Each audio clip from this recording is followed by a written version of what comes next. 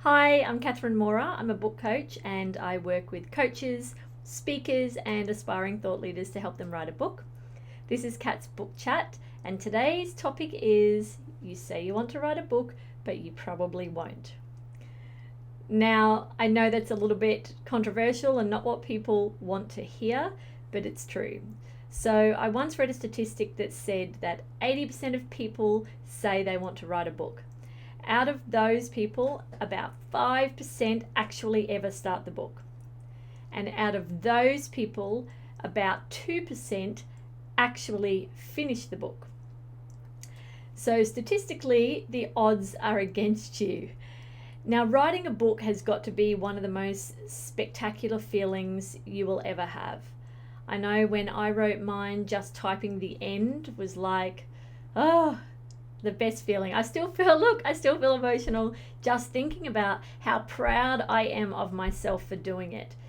You know, everybody's busy and has a lot on their plate. I had a baby and a full-time job, and I still wrote the book. In fact, I smashed through the last 13 chapters in only about 10 weeks because I'd found the recipe that actually worked for getting your book written. Now, the thing is with writing your book, it's such a great feeling to achieve it. Not using a ghostwriter, not dictating it in a weekend, but you sitting down, writing it word by word is going to be an incredible feat. And you will always have that book to remind you of how awesome you are and how committed and disciplined you are, because that's what it takes to write a book. Now, this is on top of all the distractions life throws at you, right? No one has time to write a book. You've got work or business. You might have family, you've got other commitments, you might be trying to go to the gym, like be fit and healthy, whatever it is you've got going on. I guarantee you've already got half a dozen massive things going on. Writing a book's going to be on top of that, but it's not a matter of managing time, it's a matter of managing priorities.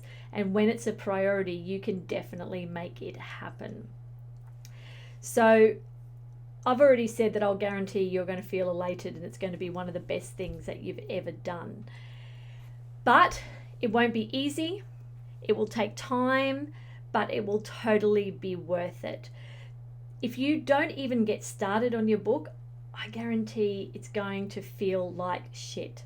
When you say you're going to do something and you don't do it, it erodes your confidence. Because you know what creates confidence? It's actually doing what you say you're going to do. So for example, if you say, I'm going to write a book and I'm going to work on it every day, when you get up in the morning, you might think, oh, I so can't be bothered to work on my book today. And then you remind yourself, but you know what? I made a decision to write this book, and therefore I'm a person of my word and I'm going to do it. So you sit there for 15-20 minutes, you work on your book, and then the whole day you feel great because you've worked on it. So you probably know that feeling from exercising when you go to the gym.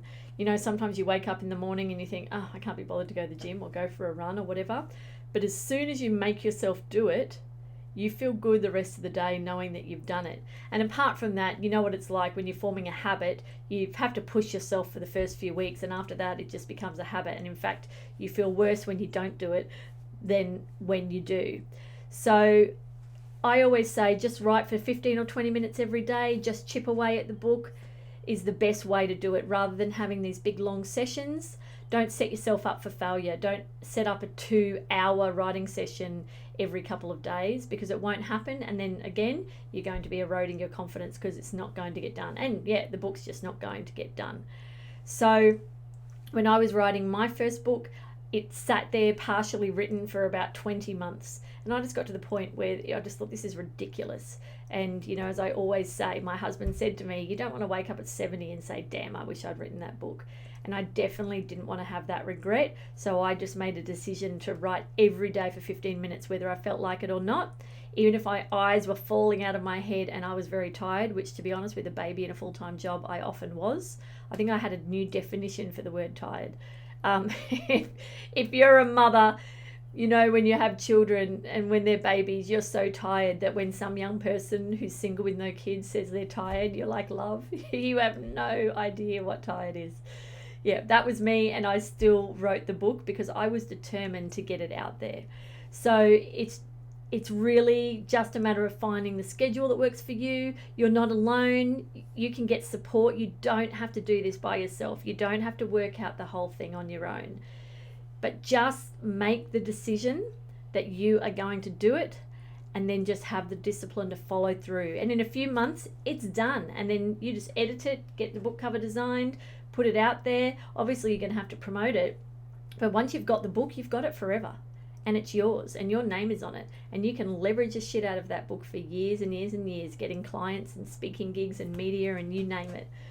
So if you think that now is the time and you don't want to be a statistic, message me. You can DM me, you can comment below. I'm happy to chat to you about your book idea and where it might take you. If you're interested in my 45-step book writing and publishing checklist, I'm going to pop a link below as well. You just need to tell me where to send it, and it's going to list everything that you need to do from woe to go. So I hope that's helpful. I look forward to making another video for you with all of Kat's Book Chat and tips and secrets and all of those things. And until then, bye for now.